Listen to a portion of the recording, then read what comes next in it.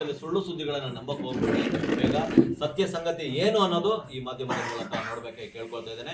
ಈಗ ನಮ್ಮ ಮಧ್ಯದಲ್ಲಿ ಅವರ ತಮ್ಮವರು, ಅವರ ಬ್ರದರ್ ಇದ್ದಾರೆ. ನಿಮ್ಮ ಹೆಸರು ಬ್ರದರ್? ವಿಲಿಯಂ. ಅವರು ಈ ವಿಚಾರದ ಕುರಿತಾಗಿ ಮಾತಾಡಬೇಕಾಗಿ ಕೇಳ್ಕೊಳ್ತಾ ಇದ್ದೇನೆ. ಸರ್, ಇದು ಮರಿಮಂಗಲ ಗ್ರಾಮ. ನಮ್ಮದು ತೋಟ ಇರೋದು ಫಾರೆಸ್ಟಿಂದ ಒಂದು 500 ಮೀಟ್ರ್ ಹತ್ರನೇ ಇದೆ. ನಾವು ಅದರಲ್ಲಿ ಓಡಾಡ್ತೀವಿ. ಪಕ್ಕದಲ್ಲೇ ಇರೋದರಿಂದ ಅದಕ್ಕೆ ನಾವು ಮಿಂಗಲಾಗಿರ್ತೀವಿ. ಆವಾಗ ದನ ಕರುಗಳು ಹೋಗೋದು ಬರೋದು ಇರುತ್ತೆ. ಅದರಿಂದ ನಾವು ಹೋಗ್ತೀವಿ ಬರ್ತೀವಿ. ಸಮ್ ಟೈಮ್ ದನ ಕರುಗಳು ಮಿಸ್ ಆಗುತ್ತೆ. ಆವಾಗ ನಾವು ಕಾಡಿಗೆ ಹೋಗೋ ಅವಶ್ಯಕತೆ ಇರುತ್ತೆ. ಈ ಥರ ಹೋದಾಗ ಇವರು ಏನೋ ಸಮಥಿಂಗ್ ನನ್ನವರು ಹೋಗಿದ್ದಾರೆ, ಅಲ್ಲಿ ಏನೋ ಉಳ್ಕೊಂಡಿದ್ದಾರೆ. ಅದು ಕರೆಕ್ಟಾಗಿ ನಮ್ಗೆ ಗೊತ್ತಿಲ್ಲ, ಫ್ಯಾಮಿಲಿಗೆ ಅವ್ರು ತೋರಿಸಿಲ್ಲ. ಇಲ್ಲಿ ಕಾಡಿಗೆ ಹೋಗಿದ್ರು, ಇಲ್ಲ ಇಲ್ಲಿಂದ ಶೂಟೌಟ್ ಮಾಡಿದ್ರು, ಅದು ಕ್ಲಿಯರಾಗಿ ಅವರು ಫೋಟೋ ಸಮೇತ ನಮ್ಗೆ ತೋರಿಸಿಲ್ಲ. ನಮ್ಮ ಫ್ಯಾಮಿಲಿ ಪ್ರಕಾರ ನಮಗೆ ಅದು ಜಾಗ ತೋರಿಸಿಲ್ಲ, ಇಲ್ಲ ಪೊಲೀಸ್ ಕಡೆಯಿಂದನೂ ತೋರಿಸಿಲ್ಲ. ನೀವು ಆಮೇಲೆ ಅವರನ್ನು ಶೂಟೌಟ್ ಮಾಡಿ ಯಾರು ತೋರಿಸದೆ ಎತ್ಕೊಂಡು ಹೋಗಿ ಮೈಸೂರು ಕಡೆ ತಗೊಂಡೋಗಿದ್ದೀರ. ಒಂದು ಇನ್ನೊಂದು, ಆವತ್ತು ಶೂಟೌಟ್ ಮಾಡೋ ದಿವಸ ಯಾವುದೇ ರೆಕಾರ್ಡ್ ತೋರಿಸಿಲ್ಲ. ಇವತ್ತು ಎಲ್ಲ ರೆಕಾರ್ಡ್ ತೋರಿಸ್ತಾ ಇದ್ದಾರೆ. ಅದೆಲ್ಲಿಂದ ಬಂತು? ಆವತ್ತು ಯಾಕೆ ತೋರಿಸಿಲ್ಲ? ಅದು ಆವತ್ತೇ ಹೊರಗಡೆ ಇರ್ಬೋದಾಯ್ತಲ್ಲ. ಈ ಥರ ನೀವು ತಪ್ಪು ಮಾಹಿತಿ ಜನರಿಗೆ ತೋರಿಸ್ಬೇಡಿ. ನಮಗೆ ಅನ್ಯಾಯ ಆಗಿದೆ. ಡೆಲ್ಲಿಯಿಂದ ಹೈಕೋರ್ಟಿಂದನೂ ರಾಜ್ಯಸಭೆ ನಮಗೆ ನ್ಯಾಯ ಸಿಗಬೇಕು. ಇಲ್ಲ ಅಂದರೆ ಇದು ಉಗ್ರ ಹೋರಾಟ ಆಗುತ್ತೆ. ಇದು ಎಲ್ಲ ಸತ್ಯನ ಮುಚ್ಚಾಕಕ್ಕೆ ನೋಡಿದ್ದಾರೆ. ಅದೆಂಗೆ ಒಬ್ಬರಿಗೂ ಏನು ಏಟಾಗಿಲ್ಲ ಫಾರೆಸ್ಟ್ ಕಡೆಯವರಿಗೆ. ನಮ್ಮವ್ರು ಮಾತ್ರ ನಮ್ಮ ಎಲ್ಲ ಶೂಟೌಟ್ ಮಾಡಿದ್ದಾರೆ, ಹತ್ತಿರದಿಂದ ಶೂಟೌಟ್ ಮಾಡವ್ರೆ. ಯಾರಿಗೂ ಏನಾಗಿಲ್ಲ. ಇದು ಒಬ್ಬರು ಮಿಸ್ಸಾಗಿ ಬಂದಿರೋದಕ್ಕೆ ನಮಗೆ ಈ ಮಾಹಿತಿ ಸಿಕ್ಕಿದೆ.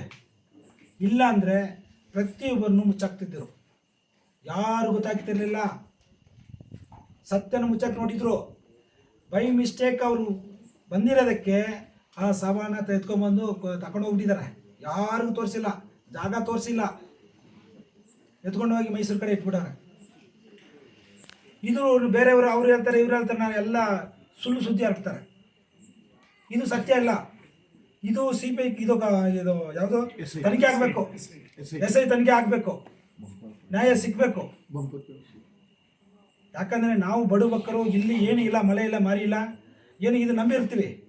ಈ ಕಾರ್ಡು ನಮ್ಮ ಹತ್ರ ಇದೆ. ಈ ಕಾರ್ಡು ನಮ್ಮ ಫ್ಯಾಮಿಲಿ ಕಾರ್ಡು ಬಂದು ನಾಳೆ ಚೆಕ್ ಮಾಡಿ. ಎರಡು ಒಟ್ಟಿಗೆ ಇದೆ. ಫಾರೆಸ್ಟು ಕಾಡು ಒಟ್ಟಿಗೆ ಇದೆ.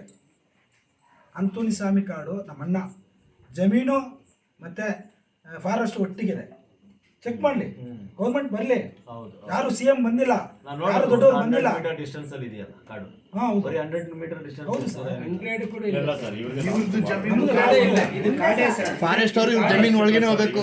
ಇದು ನಾವು 11 ಜನ ಮಕ್ಕಳು. ನಮ್ಮಪ್ಪ ಪೆರ್ನಾಯ್ಕ, ಅಮ್ಮ ತಿರೋಗಿದ್ದಾರೆ. 11 ಜನ ಮಕ್ಕಳು. ಇವರು ನಮ್ಮ ಸೆಕೆಂಡ್ ಅಣ್ಣ. ಇದು ಜಮೀನು ಬಂದು ಅಲ್ಲಿ ಆ ಕಡೆ ಇದೆ, ಪೆರ್ನಾಯ್ಕ ಬಂದು ಆ ಕಡೆ ಇದೆ. ಇದು ನಮ್ಮ ಅಣ್ಣನ ಜಮೀನು. ಅಲ್ಲಿ ನಮ್ಮ ಭಾಗ ಬಂದಿರೋದು 7 ಜನಕ್ಕೆ ಭಾಗ ಬಂದು ಅಲ್ಲಿದೆ. ಅಲ್ಲಿ ಬಂದು ನೋಡಿ ಹೆಂಗಿದೆ ಅಂತ. ನಾವು ಕಾಲಕ್ಕೂ ಜಮೀನು ಪಕ್ಕನೇ ವಾಸ ಮಾಡಿದ್ದು, ಕಾಡು ಪಕ್ಕನೇ ವಾಸ ಮಾಡಿದ್ದು. ನಮಗೆ ಅದಕ್ಕೂ ಮಿಂಗಲಿದೆ. ದನ ಕಡೆ ಹೋಗೋದು ಬರೋದು ಇರುತ್ತೆ. ನೀವು ಏಕಾಕಿ ನೀವು ಫಾರೆಸ್ಟ್ ಗಾಡಿ ಕಂಡು ಓಡಾಡೋದು ಏನಿದೆ? ಸಪೋಸ್ ಏನೋ ಆಗಿದ್ರು ಕಾನೂನಿಲ್ವಾ? ಕಾನೂನು ಮುಂದೆ ನಿಲ್ಲಿಸಿ ಸರ್. ನೀವ್ಯಾಕೆ ಶೂಟೌಟ್ ಮಾಡ್ತೀರಾ? ನಿಮ್ಗೆ ಅಧಿಕಾರ ಕೊಟ್ರಾ? ಒಬ್ಬೊಬ್ರಿಗೆ ಏನು ಸಪ್ರೇಟ್ ಕಾನೂನು ಇದೆಯಾ ನಿಮಗೆ? ಸಪ್ರೇಟ್ ಕಾನೂನು ಇದೆಯಾ ನಿಮಗೆ? ಇದು ನಮಗೆ ನ್ಯಾಯ ಸಿಕ್ಕಬೇಕು, ನ್ಯಾಯ ಸಿಕ್ಕಲೇಬೇಕು. ಖಂಡಿತ ಅಂತೋಣಿ ಸ್ವಾಮಿ ಅವರಿಗೆ ಏನೊಂದು ಅವರ ಕುಟುಂಬಕ್ಕೆ ಅನ್ಯಾಯ ಆಗಿದೆ. ಇದೀಗಲೇ ಹೇಳಿದಾಗೆ ಓಕೆ, ಪ್ರತಿಯೊಂದು ಕುಟುಂಬಕ್ಕೂ ಕೂಡ ತಲಾ 5 ಕೋಟಿ, ಮಿನಿಮಮ್ 5 ಕೋಟಿ ಅವರಿಗೆ ಪರಿಹಾರ ಕೊಡಬೇಕು. ಒಂದು ಸರ್ಕಾರಿ ಉದ್ಯೋಗ ಕೊಡಬೇಕು. ನೋಡಿ, ಅವ್ರ ಮಕ್ಕಳು ನೀವು ನೋಡ್ತಾ ಇದ್ದೀರಾ, ಅವ್ರ ವೈಫ್ ನೋಡ್ತಾ ಇರೋ ಸ್ಥಿತಿಗತಿಗಳನ್ನು ನೀವು ಇಲ್ಲಿ ಬಂದು ನೋಡ್ಬೇಕ್ರಿ. ಯಾವುದೋ ಒಂದು ವಿಡಿಯೋ ನೋಡಿ ಕ್ಲಿಪ್ ತೊಗೊಂಡು ಅದನ್ನು ಎಡಿಟ್ ಮಾಡಿ ಹಾಕುವಂಥದ್ದಲ್ಲ. ಇವತ್ತು ನೇರವಾಗಿ ಅವರಿಗೆ ಸಪೋರ್ಟ್ ಮಾಡೋದಾದರೆ ಬನ್ನಿ, ಅವರೊಟ್ಟಿಗೆ ನಿಲ್ಲಿ, ಸರ್ಕಾರಕ್ಕೆ ಆಗ್ರಹ ಮಾಡಿ. ಇವತ್ತು ರಾಜ್ಯ ಮಟ್ಟದಲ್ಲಿ ಎಷ್ಟೋ ಸಂಘಟನೆಗಳಿದ್ದಾವೆ. ಸುಮ್ಮನೆ ಸಂಘಟನೆ ರಿಜಿಸ್ಟರ್ ಮಾಡಿ ಅಲ್ಲಿ ಫೋಟೋಸ್ಗಳನ್ನು ಹಾಕ್ಕೊಂಡು ವರ್ಷಕ್ಕೊಂದು ಕಾರ್ಯಕ್ರಮ ಮಾಡುವಂಥದ್ದಲ್ಲ. ನೊಂದವರ ಪರವಾಗಿ ನಿಲ್ಲುವಂಥ ಸಂಘಟನೆ ಇವತ್ತು ನಮಗೆ ಬೇಕಾಗಿದೆ ಇವತ್ತು. ಹಾಗಾಗಿ ರಾಜ್ಯದಲ್ಲಿ ಎಷ್ಟು ಸಂಘಟನೆಗಳಿದಾವೋ ಪ್ರತಿಯೊಬ್ಬರು ಕೂಡ ನಾವು ಏನು ಸಪೋರ್ಟ್ ಮಾಡಬೇಕು ನಾವು ಇವ್ರಿಗೆ ಮಾಡೋಣ. ಒಂದು ವೇಳೆ ಸರ್ಕಾರದಿಂದ ಆಗಲ್ವಾ, ರಾಜ್ಯ ಮಟ್ಟದಲ್ಲಿ ಒಂದು ದೊಡ್ಡ ಹೋರಾಟಗಳನ್ನು ನಾವು ಹಮ್ಮಿಕೊಳ್ಳೋಣ, ಎಲ್ಲರೂ ಸೇರೋಣ, ಎಲ್ಲರೂ ಸಂಘ ಸಂಸ್ಥೆಗಳು ಬನ್ನಿ. ದಯವಿಟ್ಟು ಇದನ್ನ ವಿಡಿಯೋ ಪ್ರತಿಯೊಬ್ಬರು ಕೂಡ ಶೇರ್ ಮಾಡಿ. ಇವತ್ತು ನಾವು ಈ ಸಂಘಟನೆಯವರು ಇಷ್ಟು ಜನ ನಾವು ಬಂದಿದ್ದೀವಿ, ಮಾತ್ರವಲ್ಲ ಇದು ಇಲ್ಲಿಗೆ ಬಿಡೋದಿಲ್ಲ, ನಾವು ಇದಕ್ಕೆ ತಕ್ಕ ಪರಿಹಾರ ಆಗಬೇಕು ಅಂತ ನಾವು ಬಂದಿದ್ದೀವಿ. ಇವತ್ತಿನ ದಿನ ಗ್ರೌಂಡ್ ಲೆವೆಲ್ ವರ್ಕ್ ಮಾಡ್ತಾ ಇದ್ದೀವಿ. ಸರಿಯಾದ ಒಂದು ಮಾಹಿತಿಯನ್ನು ನಾವು ತಗೊಂಡು ನಾವು ವಿಡಿಯೋ ಮೂಲಕ ಹಂಚ್ತಾ ಇದ್ದೀವಿ. ಯಾವುದು ಸ್ಕ್ರಿಪ್ಟೆಡ್ ಅಲ್ಲ, ಇದು ಸರಿಯಾದ ಮಾಹಿತಿಯನ್ನ ನಾವು ಕೊಡ್ತಾ ಇದ್ದೀವಿ ಇವತ್ತಿನ ದಿನ. ನಿಮಗೆ ಸಂಶಯ ಇದ್ರೆ ನೀವು ಕೂಡ ಬರ್ಬೋದು. ಮಾಧ್ಯಮದಲ್ಲಿ ಬರುವಂಥ ಸುಳ್ಳು ಸಂಗತಿಗಳನ್ನು ಶೇರ್ ಮಾಡೋದು ಬಿಟ್ಟು ಸತ್ಯ ಸಂಗತಿಯನ್ನು ಶೇರ್ ಮಾಡಿ. ಇಲ್ಲಿ ಯಾರು ಬೇಟೆ ಆಡೋರಲ್ಲ, ಇವರೆಲ್ಲ ಬೇಟೆ ಆಡೋರು ಅಂತ ಹೇಳ್ಬಿಟ್ಟು ನೀವು ಹೇಳ್ತಾ ಇದ್ರಲ್ವಾ, ಬೇಟೆ ಆಡೋರು ಅಂತ ಹೇಳ್ಬಿಟ್ಟು ಬೇಟೆ ಆಡೋಕ್ಕೆ ಹೋಗಿರೋದಕ್ಕೋಸ್ಕರ ಇದಾಗಿದೆ. ಅರಣ್ಯ ಅಧಿಕಾರಿಗಳ ಮೇಲೆ ಏನೊಂದು ಶೂಟೌಟ್ ಮಾಡಕ್ಕೆ ಹೋದಾಗ ಅವ್ರ ಮೇಲೆ ಅವ್ರ ರಕ್ಷಣೆಗಾಗಿ ಅವರು ಮಾಡ್ಕೊಂಡಿದ್ದಾರೆ ಅಂತ ಹೇಳಿದ್ರಲ್ಲ, ಇವೆಲ್ಲವೂ ಕೂಡ ಕಟ್ಟುಕತೆಗಳಾಗಿದೆ. ನೀವೆಲ್ಲ ಕೂಡ ನೀವು ವಿಡಿಯೋದಲ್ಲಿ ನೀವು ನೋಡಿದ್ದೀರಾ. ಸರಿಯಾದ ಇವರಿಗೆ ರಕ್ಷಣೆ ಬೇಕು. ಮತ್ತೆ 4ನೇ ಅವರು ಏನು ಇವತ್ತಿನ ದಿನ ಇದಾರೋ ಅವರಿಗೆ ಸರಿಯಾದ ಭದ್ರತೆ ಇಲಾಖೆಯವರು ಕೊಡಬೇಕು. ಅವರೇ ಐ ವಿಟ್ನೆಸ್ ಇವಾಗ ಇರೋದು. ಅವ್ರ ಮೇಲೆ ಏನಾದ್ರೂ ಒಂದು ಆಯ್ತು ಅಂತ ಹೇಳಿದ್ರೆ ನೇರವಾಗಿ ಸರ್ಕಾರನೇ ಹೊಣೆ ಆಗುತ್ತೆ. ಸರ್ಕಾರನೇ ಹೊಣೆ, ಇದಕ್ಕೆ ಸರ್ಕಾರನೇ ಜನಗಳಿಗೆ ಉತ್ತರ ಕೊಡಬೇಕಾಗುತ್ತೆ. ಹಾಗಾಗಿ ದಯವಿಟ್ಟು ಪ್ರತಿಯೊಬ್ಬರು ಕೂಡ ಎಚ್ಚೆತ್ತುಕೊಳ್ಳೋಣ, ಇವರಿಗೆ ನ್ಯಾಯ ಕೊಡುವಂತ ಕಾರ್ಯವನ್ನ ಮಾಡೋಣ.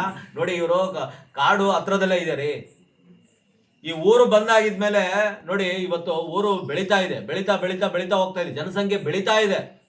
ನಿಮ್ ಸರ್ಕಾರ ಬೇಕು ಅಂದ್ರೆ ನೀವು ಹಾಕೊಳ್ಳಿ, ನೀವು ಕಂಪ್ಲೀಟ್ ಆಗಿ ಒಂದು ಬಾರ್ಡರ್ ಫಿಕ್ಸ್ ಮಾಡ್ಕೊಳ್ಳಿ. ಪ್ರಾಣಿಗಳು ಬರ್ದಾಗೆ ಬಾರ್ಡರ್ ಫಿಕ್ಸ್ ಮಾಡಿ. ಇದೀಗ ನಾನು ವಿಡಿಯೋದಲ್ಲಿ ಮಾತಾಡಿದ್ದೀನಿ ಅದ್ರ ಬಗ್ಗೆ. ಅದನ್ನ ಬಿಟ್ಟು ಜನಗಳಿಗೆ ಹಿಂಸೆ ಕೊಡುವಂಥದ್ದು, ಅವ್ರ ಮೇಲೆ ಆಕ್ರಮಣ ಮಾಡುವಂಥದ್ದು, ಇವಾಗ ನೋಡಿ ಈ ಒಂದು ವಿಷಯವನ್ನ ಬದಲಾಯಿಸಕ್ಕೆ ಎಲ್ಲಿಂದ ನೀವು ಆ ಮಾಂಸನ ತಗೊಂಬಂದ್ರಿ, ಎಲ್ಲಿಂದ ಹೊಸ ಸ್ಲಿಪ್ಪರ್ ತಗೊಂಬಂದ್ರಿ, ಎಲ್ಲಿಂದ ತಂದ್ರು ಅಂತ ಗೊತ್ತಿಲ್ಲ. ಇವ್ರು ಯಾರಿಗೂ ಗೊತ್ತಿಲ್ಲ. ಆಗಿರೋ ಘಟನೆ, ಅಲ್ಲಿ ಹೊಡೆದಿರೋದು ಯಾವ ಜಾಗ, ಸ್ಥಳ ಅಂತಾನೂ ಕೂಡ ಅವ್ರಿಗೆ ಗೊತ್ತಿಲ್ಲ ಇನ್ನೂ ಕೂಡ. ಇಲ್ಲಿಂದ ಮೈಸೂರಿಗೆ ಏಕಾಏಕಿ ತಗೊಂಡಿದ್ದೀರಾ, ಅಷ್ಟು ಅರ್ಜೆಂಟ್ ಮಾಡ್ಕೊಂಡು ತಗೊಂಡೋಗಿದ್ದೀರಾ. ದಯವಿಟ್ಟು ಇದನ್ನ ನಿಲ್ಲಿಸಿ. ಹೆಚ್ಚಿನ ಕಾರ್ಯವನ್ನ ಇವತ್ತು ಏನು ನಾವು ಬಂದಿದ್ದೀವಿ, ಇದು ಇಲ್ಲಿಗೆ ನಿಲ್ಲಿಸೋದಿಲ್ಲ. ನಾವೆಲ್ಲರೂ ಸೇರಿ ಈ ಕುಟುಂಬದ ಪರವಾಗಿ ನಿಂತಿದ್ದೀವಿ. ಇನ್ನು ಬಹಳಷ್ಟು ಜನ ಇದ್ದಾರೆ, ನೀವು ಹಲವಾರು ಬಹಳಷ್ಟು ಲೀಡರ್ಸ್ಗಳು ಇಲ್ಲಿ ಬಂದು ಹೋಗಿದ್ದೀರಾ. ಮತ್ತೆ ಸ್ಥಳೀಯ ಏನು ಶಾಸಕರು ಮಂಜುನಾಥ್ ಸರ್ ಅವರು ಕೂಡ ಬಹಳಷ್ಟು ಸಪೋರ್ಟ್ ಅವರು ಮಾಡ್ತಾ ಇದ್ದಾರೆ. ಸರ್ಕಾರ ಹೆಚ್ಚಿನ ಸಂಖ್ಯೆಯಲ್ಲಿ ಇವರಿಗೆ ಸಪೋರ್ಟ್ ಮಾಡಿ ಅಂತೇಳಿ ಕೇಳ್ಕೊಳ್ತಾ ಇದ್ದಾರೆ. Thank you.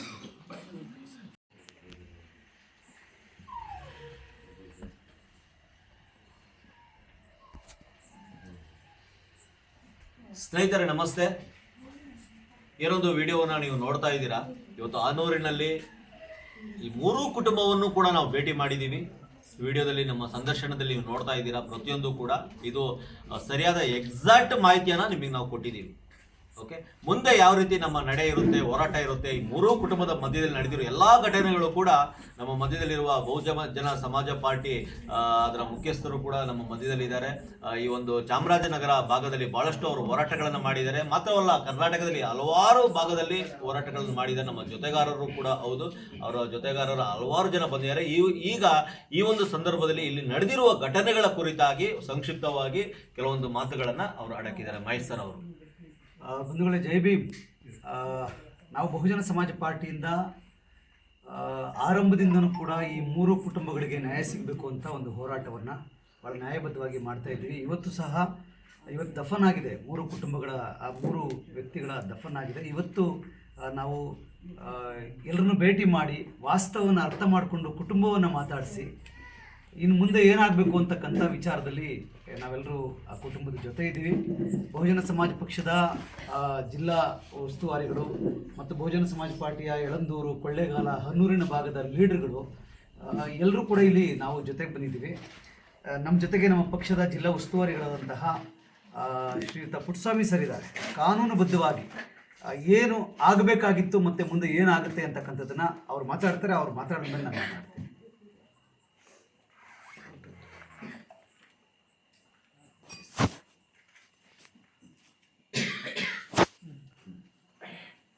ಬಂಧುಗಳೇ, ಎಲ್ಲರೂ ಜೈ ಭೀಮ್. ನಾನು ಪುಟ್ಟಸ್ವಾಮಿ ಅಂತ ಬಹುಜನ ಸಮಾಜ ಪಾರ್ಟಿಯ ಜಿಲ್ಲಾ ಉಸ್ತುವಾರಿ ಆಗಿದ್ದೇನೆ. ಅದ್ರ ಜೊತೆಗೆ ಚಾಮರಾಜನಗರ ಜಿಲ್ಲಾ ವಕೀಲ ಸಂಘದ ಅಧ್ಯಕ್ಷರಾಗಿ ಸುಮಾರು 25 ವರ್ಷಗಳಿಂದ ಕೆಲಸ ಮಾಡ್ತಾ ಇದ್ದೇನೆ. ನಾವು ಸುಮಾರು ಕೇಸ್ಗಳನ್ನ ನೋಡ್ತೇವೆ. ಈ ಥರ ಅಮಾಯನವಾಗಿ ನಡ್ಕೊಳ್ತಕ್ಕಂಥದ್ದು ಡಿಪಾರ್ಟ್ಮೆಂಟ್ ಏನಿದೆ ಅದು ತಲೆ ತೆಗೆಸ್ಕೊಂಡ ವಿಚಾರ. ಕಾನೂನು ಚೌಕಟ್ಟಿನಲ್ಲಿ ಎಲ್ಲೂ ಕೂಡ ಸಂವಿಧಾನದಲ್ಲಿ ಎಲ್ಲೂ ಕೂಡ ಒಬ್ಬ ವ್ಯಕ್ತಿನ ಗುಂಡಾಗಿ ಸಾಯಿಸು ಅವನ್ನ ಸಾವು ಮಾಡೋವನ್ನ ಅಂತಕ್ಕಂಥದ್ದು ಎಲ್ಲೂ ಕೂಡ ಇಲ್ಲ.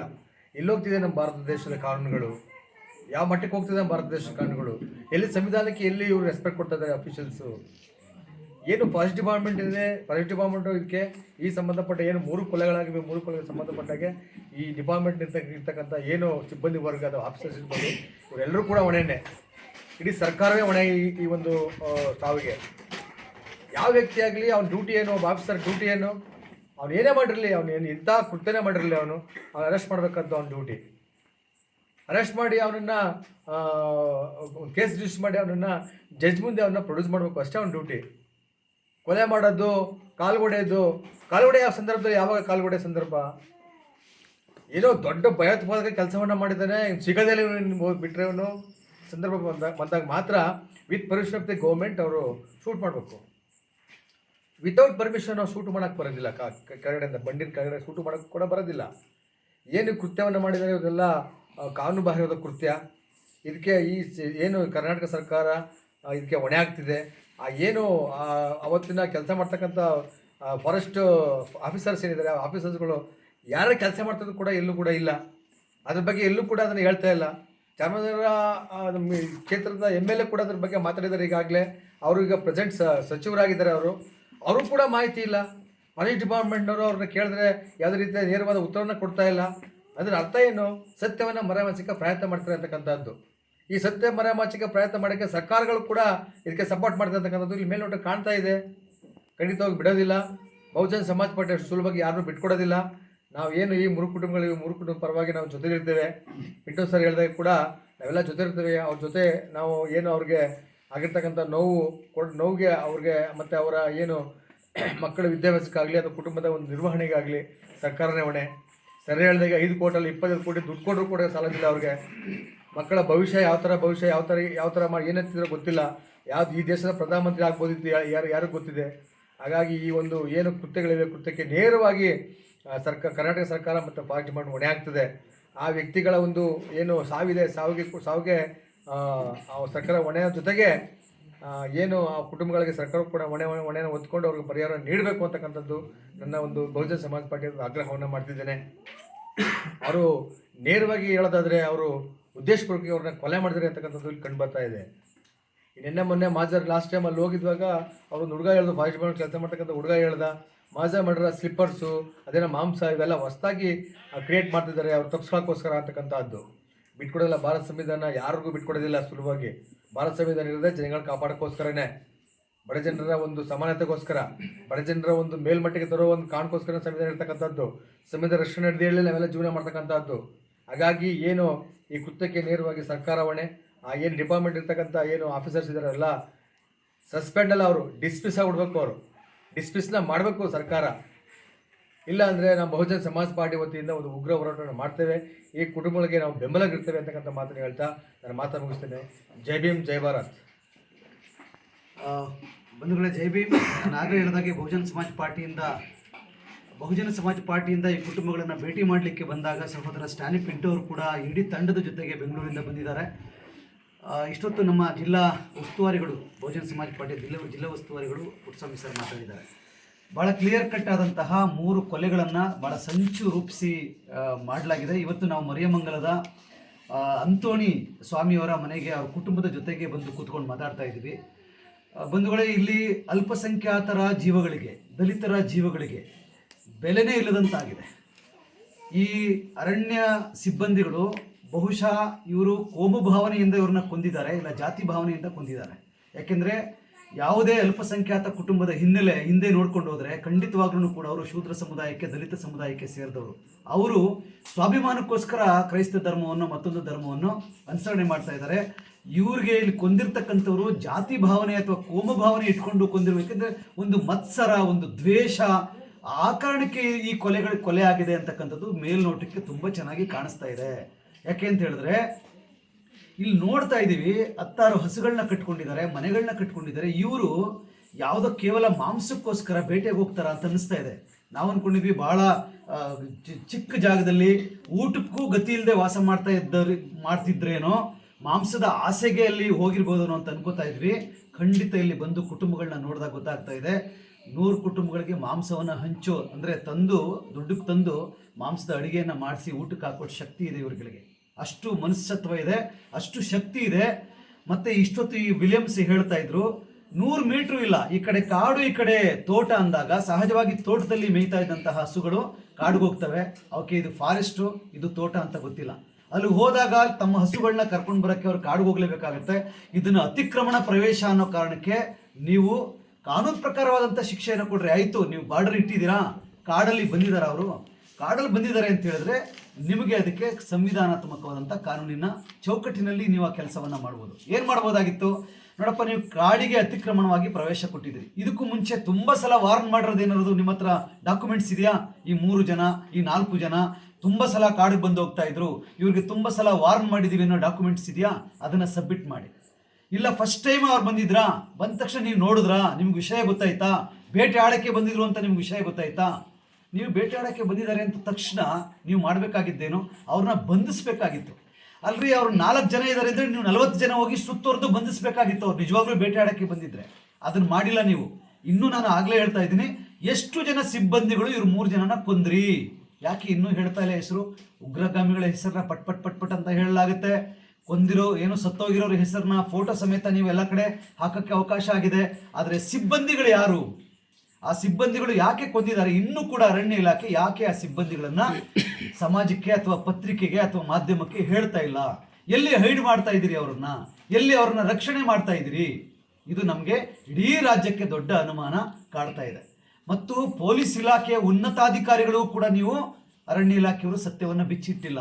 ಅವರು ಕೂಡ ಅರ್ಧಂಬರ್ಧ ಮಾಹಿತಿ ಇದೆ ಅಂತ ಮೊದಲನೇ ದಿನ ಮಾತಾಡಿದ್ರು. ಸಚಿವರಿಗೂ ಅರ್ಧಂಬರ್ಧ ಮಾಹಿತಿ, ಏನು MP ಗೂ ಅರ್ಧಂಬರ್ಧ ಮಾಹಿತಿ, MLA ಗೂ ಅರ್ಧಂಬರ್ಧ ಮಾಹಿತಿ. ಹಾಗಾದರೆ ನಿಮ್ಮ ಮಾಹಿತಿಯನ್ನು ಯಾರ ಮುಂದೆ ಪ್ರೊಡ್ಯೂಸ್ ಮಾಡ್ತೀರಿ? ಕೋರ್ಟ್ ಮುಂದೆ ಹೇಳಬೇಕು ಅಂತ ಅಂದ್ಕೊಂಡಿದ್ದೀರಾ? ಹಂಗಾಗೋದೇ ಆದರೆ ನೀವು ಆಗ ಸಿಕ್ಕಿರ್ತಕ್ಕಂಥ ವೆಪನನ್ನು ಇವತ್ತು ಬಿಟ್ಟಿದ್ದೀರಿ. ಹೊಸ ಚಪ್ಪಲಿ, ಹಳೆ ಚಾಕು, ಏನು ನಿಮ್ಮದೇ ಡಿಪಾರ್ಟ್ಮೆಂಟ್ ಬ್ಯಾಗು ನೋಡಿದ್ರೆ ಎಷ್ಟು ನೀಟಾಗಿ ಈ ಕೊಲೆಯನ್ನು ಮುಚ್ಚಾಕ್ಲಿಕ್ಕೆ ಪ್ರಯತ್ನ ಪಟ್ಟಿದೆ ಒಂದು ವ್ಯವಸ್ಥೆ ಅಂತಕ್ಕಂಥದ್ದು ಬಹಳ ಬಹಳ ಓಪನ್ ಆಗಿ ಗೊತ್ತಾಗ್ತಾ ಇದೆ. ಯಾಕೆ ಈ ಬಡ ಕುಟುಂಬಗಳ ಮೇಲೆ, ಅಲ್ಪಸಂಖ್ಯಾತ ಕುಟುಂಬಗಳ ಮೇಲೆ, ಮುಸ್ಲಿಂ ಅಥವಾ ಕ್ರೈಸ್ತ ಕುಟುಂಬಗಳ ಮೇಲೆ, ದಲಿತರ ಕುಟುಂಬಗಳ ಮೇಲೆ ಈ ರೀತಿಯಾದಂತಹ ಅಮಾನವೀಯವಾದಂತಹ ಹಲ್ಲೆ, ಅಮಾನವೀಯವಾದಂತಹ ಹತ್ಯೆ ಮಾಡಿ ತಪ್ಪಿಸ್ಕೋಬೋದು ನಾವು ಅಂತ ಅಂದ್ಕೊಂಡಿದ್ದೀರಿ ನೀವೆಲ್ಲರೂ. ಇವ್ರನ್ನ ಕೊಂದರೆ ಯಾರಿಗೆ ಕೇಳ್ತಾರೆ, ಏನು ಮಹಾ ಆಗ್ಬಿಡ್ತದೆ ಅನ್ನುವಂಥ ಧೋರಣೆಯಿಂದ ನೀವು ಈ 3 ಕುಟುಂಬಗಳನ್ನು ಇವತ್ತು ಅನಾಥ ಮಾಡಿ 3 ಕೊಲೆಗಳನ್ನು ಮಾಡಿದ್ದೀರಿ. ಬಹುಜನ ಸಮಾಜ ಪಾರ್ಟಿ ಯಾವತ್ತೂ ಕೂಡ ಬಹುಜನರ ಪರವಾಗಿ ನಿಂತಿದೆ. ಅವರ ದಲಿತರಾಗಲಿ, ಅವರ ಕ್ರೈಸ್ತರಾಗಲಿ, ಅವರ ಮುಸಲ್ಮಾನರಾಗಲಿ, ಅವ್ರ OBC ಆಗಿರಲಿ, ಯಾವುದೇ ಸಮುದಾಯದ ಮೇಲೆ ಹಲ್ಲೆ, ಹತ್ಯೆ, ದಬ್ಬಾಳಿಕೆ ಆದಾಗ ಬಹುಜನ ಸಮಾಜ ಪಾರ್ಟಿ ಖಂಡಿಸೋದು ಮಾತ್ರ ಅಲ್ಲ, ಅವರ ಪರವಾಗಿ ನಿಂತ್ಕೊಂಡು ಹೋರಾಟವನ್ನು ಮಾಡುತ್ತೆ. ಇಡೀ ಚಾಮರಾಜನಗರ ಜಿಲ್ಲೆಯಲ್ಲಿ ದೊಡ್ಡ ಮಟ್ಟದ ಹೋರಾಟಕ್ಕೆ ಕರೆಯನ್ನು ಕೊಡಬೇಕಾಗುತ್ತೆ. ಮುಖ್ಯಮಂತ್ರಿಗಳೇ, ಅರಣ್ಯ ಇಲಾಖೆ ಏನು ಮಂತ್ರಿಗಳೇ, ಇದನ್ನು ನೀವು ಗಂಭೀರವಾಗಿ ತಗೋಬೇಕಾಗಿತ್ತು. ಆ್ಯಕ್ಚುಲಿ 3 ಕೊಲೆ ಆಗಿದೆ ಬಂಧುಗಳೇ, ಇಡೀ ರಾಜ್ಯ ಮಾತಾಡ್ತಾ ಇದೆ ಇದೊಂದು ತುಂಬ ಅನುಮಾನಾಸ್ಪದವಾಗಿ ನಡೀತಾ ಇದೆ ಅಂತ. ಯಾಕೆ ಮುಖ್ಯಮಂತ್ರಿಗಳು ಇನ್ನೂ ಭೇಟಿ ಕೊಟ್ಟಿಲ್ಲ? ಮುಖ್ಯಮಂತ್ರಿಗಳು ಮೊನ್ನೆ ಸದನದಲ್ಲಿ ಭಾಳ ಅದ್ಭುತವಾಗಿ ಮಾತಾಡಿದಿರಿ. ಯಾಕೆ ನೀವು ಇಲ್ಲಿ ಈ ಮರಿಯಮಂಗಲಕ್ಕಾಗಲಿ ಅಥವಾ ಸುತ್ತಮುತ್ತ 3 ಗ್ರಾಮಗಳಿಗೆ ನೀವು ಬಂದು ಭೇಟಿ ಕೊಟ್ಟಿಲ್ಲ? ಅರಣ್ಯ ಮಂತ್ರಿಗಳು ಯಾಕೆ ಭೇಟಿ ಕೊಟ್ಟಿಲ್ಲ? ಇದು ಏನನ್ನು ಸೂಚಿಸುತ್ತೆ ಅಂದರೆ ಬಹುಶಃ ಅರಣ್ಯ ಇಲಾಖೆಯ ಸಿಬ್ಬಂದಿಗಳನ್ನು ಸರ್ಕಾರವೇ ರಕ್ಷಣೆ ಮಾಡ್ತಾ ಇದೆಯೇನೋ ಅಂತಕ್ಕಂಥದ್ದು ಓಪನ್ ಆಗಿ ಗೊತ್ತಾಗ್ತಾ ಇದೆ. ನೀವು ಮಾತಾಡೋದೊಂದು, ನಿಮ್ಮ ನಡೆ ಒಂದು ಆಗಿರಬಾರ್ದು.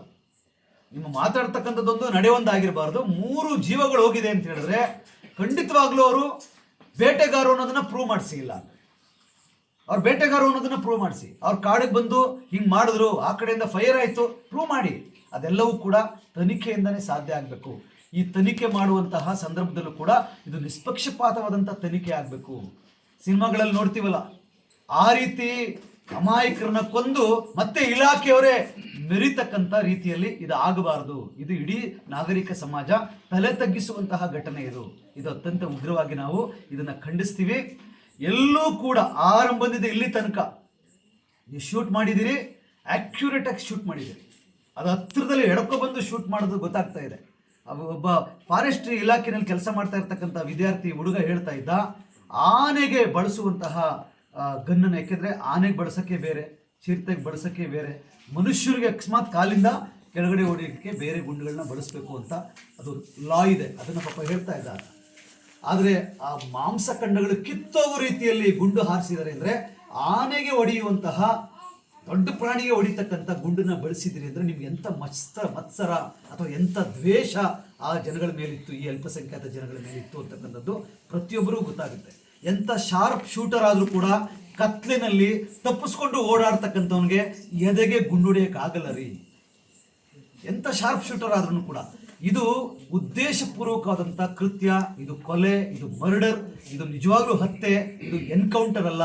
ಇದು ಬಹಳ ದ್ವೇಷದಲ್ಲಿ ಮಾಡಿರ್ತಕ್ಕಂಥ, ದುರಹಂಕಾರದಲ್ಲಿ ಮಾಡಿರ್ತಕ್ಕಂಥ, ನಮ್ಮನ್ನು ಯಾರು ಏನು ಮಾಡ್ಕೊಳಕ್ಕಾಗಲ್ಲ ಅಂತಕ್ಕಂಥ ರೀತಿಯಲ್ಲಿ ಮಾಡಿರ್ತಕ್ಕಂಥ ಹತ್ಯೆ ಆಗಿದೆ. ಆ 3 ಕುಟುಂಬಗಳು ಅನಾಥವಾಗಿದೆ. ನಾವಿವತ್ತೊಂದಿನ ಬಂದು ಮಾತಾಡ್ಬಿಟ್ಟು ಹೋಗಕ್ಕೆ ಬಂದಿಲ್ಲ. ಖಂಡಿತವಾಗ್ಲೂ ಆ 3 ಕುಟುಂಬಗಳಿಗೆ ನ್ಯಾಯ ಸಿಗ್ತಕ್ಕಂಥ ರೀತಿಯಲ್ಲಿ ಪ್ರತಿಭಟನೆಗಳಾಗ್ತವೆ. ತನಿಖೆ ಆಗಲಿ, ತನಿಖೆ ನನಗೆ ಆಗಲೇ ಸ್ಟ್ಯಾನಿ ಪಿಂಟೋ ಬ್ರದರ್ ಹೇಳಿದ್ರು, ಈಗ ಒಬ್ರು ಉಳ್ಕೊಂಡಿದ್ದಾರೆ, ಏನವ್ರ ಹೆಸರು, ಮಹಿಮಾ ದಾಸ್ ಉಳ್ಕೊಂಡಿದ್ದಾರೆ. ಈಗ ಮಹಿಮಾ ದಾಸ್ ಅವರು ಎಲ್ಲಿದ್ದಾರೆ? ಉಳ್ಕೊಂಡಿರ್ತಕ್ಕಂಥವ್ರು ಐ ವಿಟ್ನೆಸ್, ಪ್ರತ್ಯಕ್ಷ ಸಾಕ್ಷಿಯವರು. ಏನು ನಡೆದಿದೆ?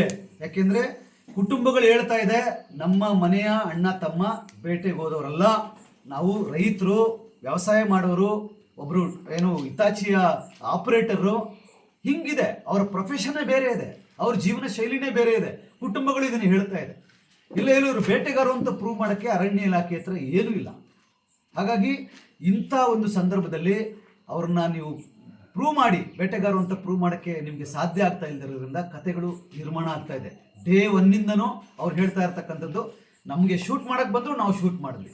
ನೋಡಿ, ಒಂದು ಪ್ರಾಣಿಗೆ ಶೂಟ್ ಮಾಡಬೇಕಾದ್ರೂ ನಿಮ್ಮ ಹೇರ್ ಆಫೀಸರ್ ಹತ್ರ ಪರ್ಮಿಷನ್ ತಗೋಬೇಕು. ನಿಮಗೆ ಅಧಿಕಾರ ಕೊಟ್ಟವ್ರು ಯಾರು? ನೀವು ಇಮ್ಮಿಡಿಯೇಟಾಗಿ ನಿಮ್ಮ ಹಿರಿಯ ಅಧಿಕಾರಿಗಳಿಗೆ ಹೇಳಿರಲೇಬೇಕು. ಅವರು ಹೇಳಿದ ಮೇಲೇ ನೋಡಿ, ಒಂದು ಪೊಲೀಸರು ಲಾಠಿ ಚಾರ್ಜ್ ಮಾಡಬೇಕಾದ್ರೂ ಅಲ್ಲಿ ಆ ಪೊಲೀಸಿನ ಉನ್ನತಾಧಿಕಾರಿ ಚಾರ್ಜ್ ಅಂತ ಹೇಳಿದ ಮೇಲೆ ಲಾಠಿ ಚಾರ್ಜ್ ಮಾಡೋದು. ಒಬ್ಬ ಪೊಲೀಸ್ ಕೈಯಲ್ಲಿ ಲಾಠಿ ಇದೆ ಅಂದ ತಕ್ಷಣ ಜನಗಳ ಮೇಲೆ ಚಾರ್ಜ್ ಮಾಡೋಕ್ಕಾಗಲ್ಲ. ಒಬ್ಬ ವ್ಯಕ್ತಿ, ಒಬ್ಬ ಹೈಯರ್ ಆಫೀಸರು ಪರ್ಮಿಷನ್ ಕೊಟ್ಟ ಮೇಲೇ ಲಾಠಿ ಚಾರ್ಜ್ ಮಾಡೋದು.